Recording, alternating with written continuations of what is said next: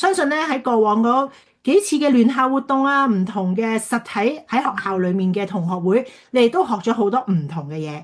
記唔記得咧？我哋成年係有學個人成長啦，有學咧社會公民責任啦。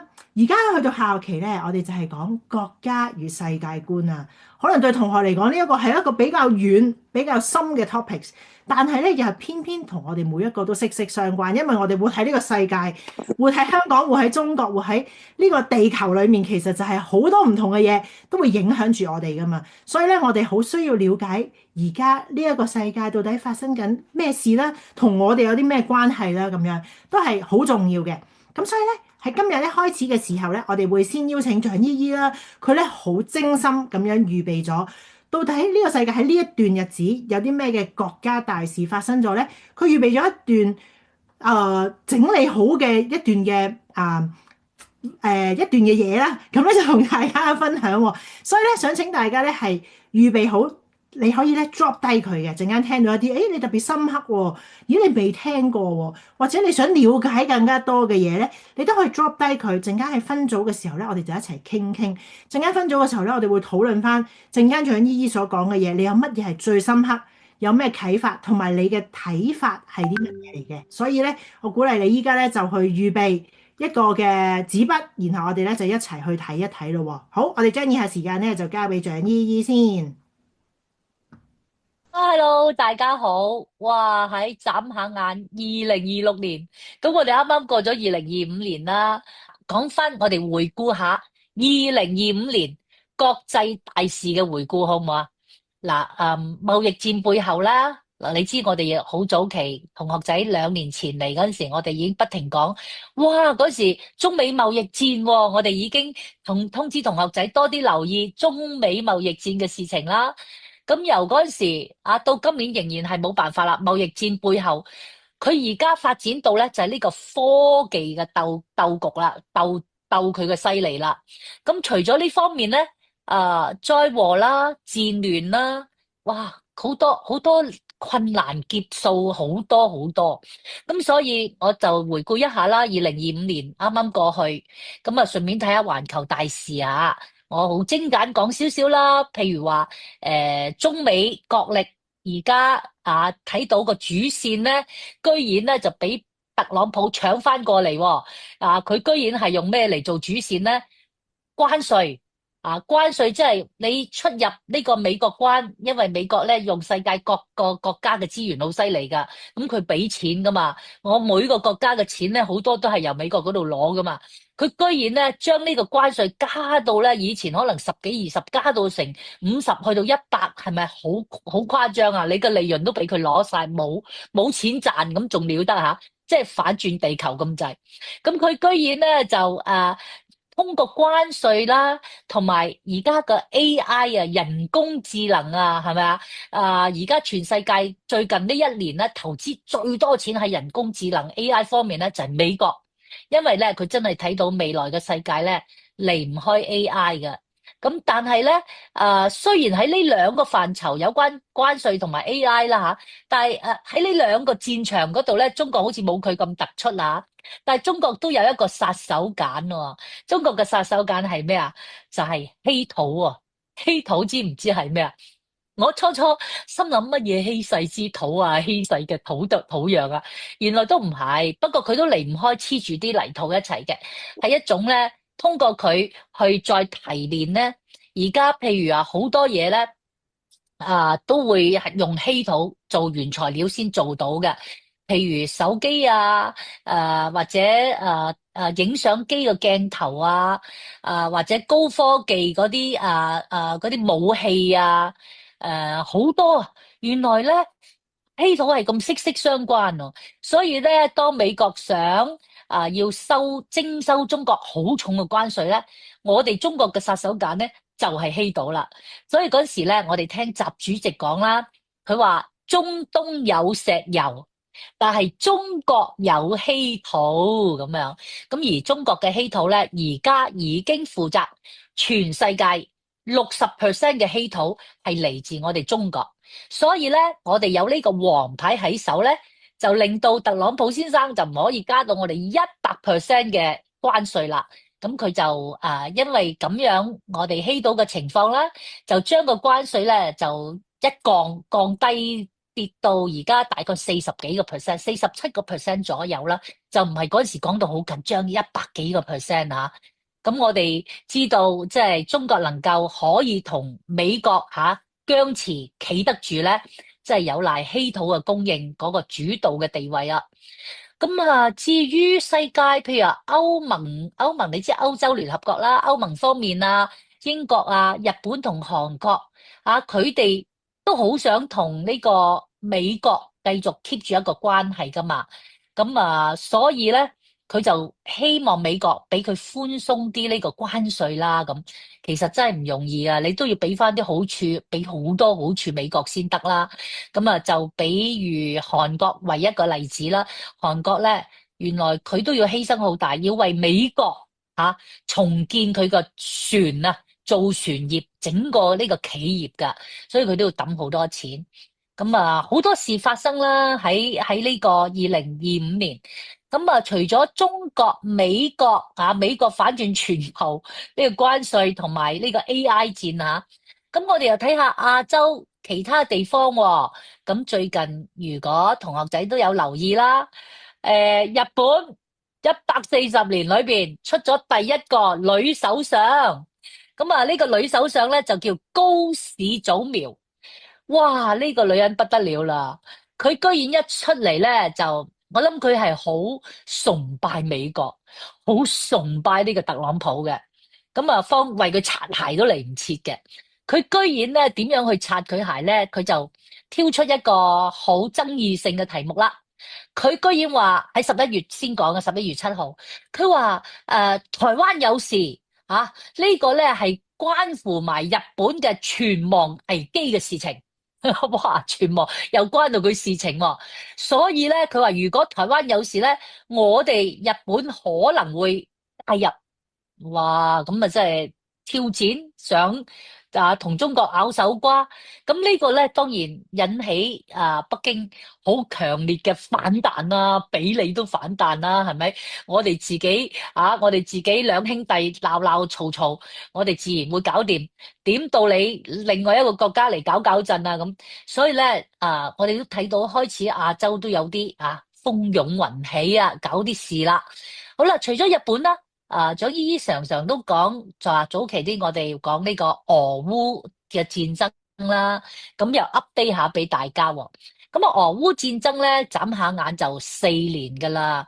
咁恩怨情仇當然各有各說話啦。烏克蘭梗係認為自己啱，俄羅斯又覺得自己啱。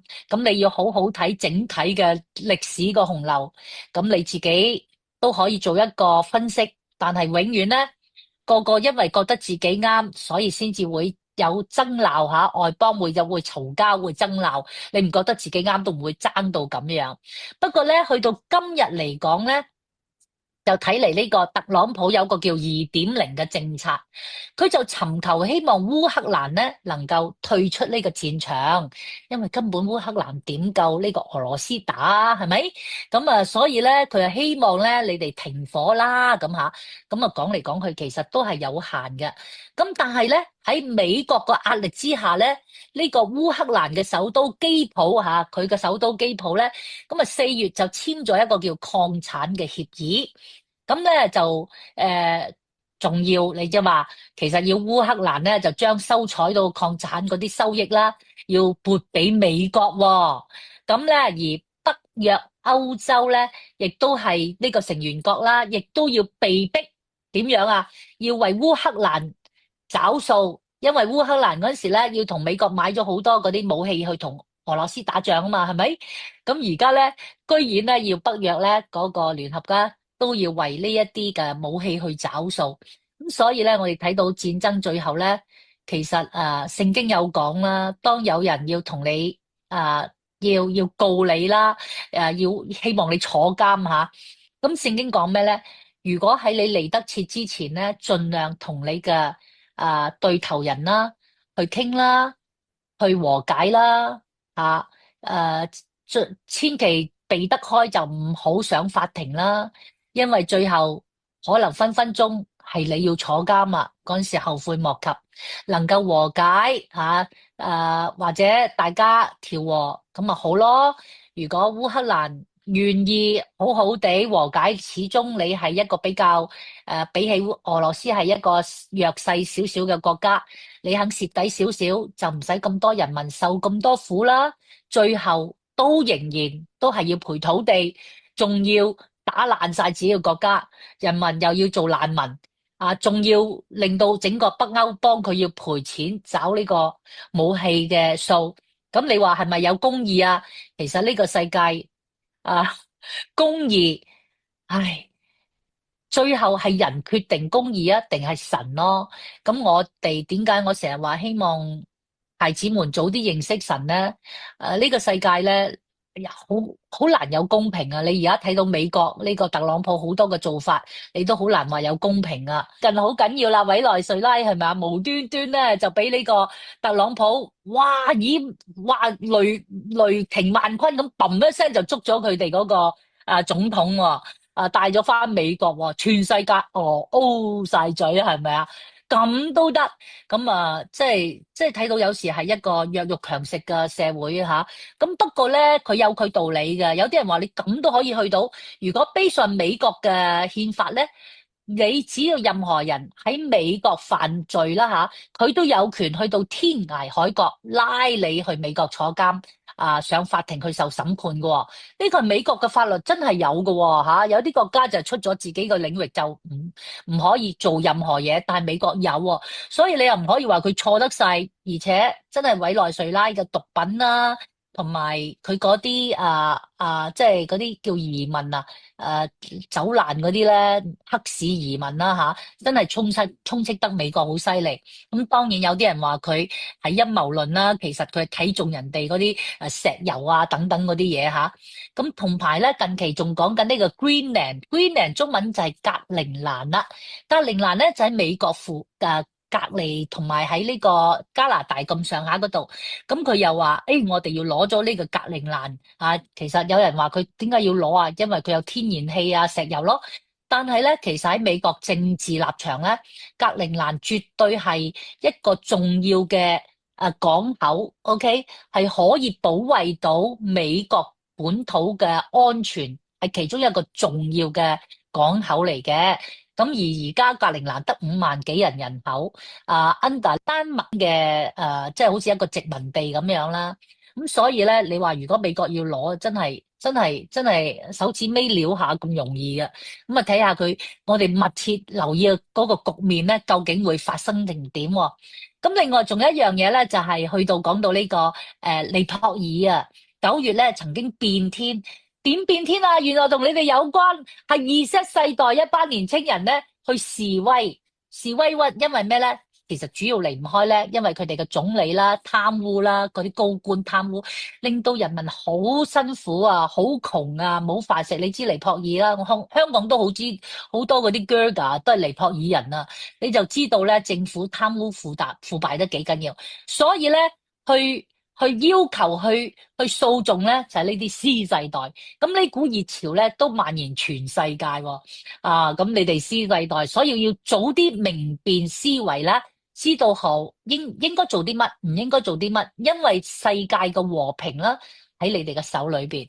咁另外咧，仲要講咧就係以色列哈馬斯爭戰喎。我哋成日都講嘛，以色列係神應許嘅民族嚟噶嘛，係咪？咁同哈馬斯爭戰，哇！而家咧就雖然美國喺度阻攔，要佢哋安靜啦，但係即係又安靜唔晒，因為咧要佢要呢個呢個哈馬斯停火啦，要佢交翻晒所有嘅武器出嚟啦。哈馬斯可以交人質，就唔肯交武器出嚟噶，所以咧暫時叫做冷卻少少啦，但係仲未去到停戰噶。咁所以咧，我哋都祈禱啦，希望快啲解決呢個問題啦。咁而家唔止以色列哈馬斯爭戰，仲咧美國同以色列一齊咧去攻炸呢個伊朗呢個核武設施。咁點解今次伊朗又咁慘咧好似全國嘅人民好多人走出嚟抗議暴動，唔係反美國係居然係反自己伊朗嘅政府因為實在咧個政府好多嘅克制啦，政權亦都係好敗壞啦，人民嗰個生活經濟好慘啦，好似話佢哋嗰啲伊朗嘅錢啊，係砰一聲跌到以前可能當100蚊啦換美金咁講啦，而家換美金咧100蚊只可以佢可能要用到500蚊先至換到美金喎。你話嗰啲人民點生活咧？所以好多嘢加埋咧，就睇到伊朗而家咁嘅情況，我哋個心都好痛。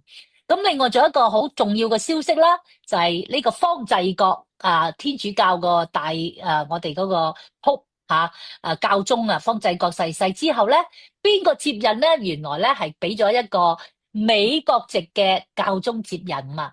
咁咧呢個佢哋講即係從來未試過喺天主教嗰個教廷呢個咁耐係第一次。咁我哋睇到咧，佢係喺嗰啲大報章啦，都視為2025年嘅國際大新聞。嗱，你睇到有一樣嘢喎，同學仔，我哋愛基金常常同你講信仰啦，真係只有基督嘅信仰吓。雖然天主教亦都係信耶穌噶嘛，同基督教係即係好似兩兄弟咁樣樣啦吓。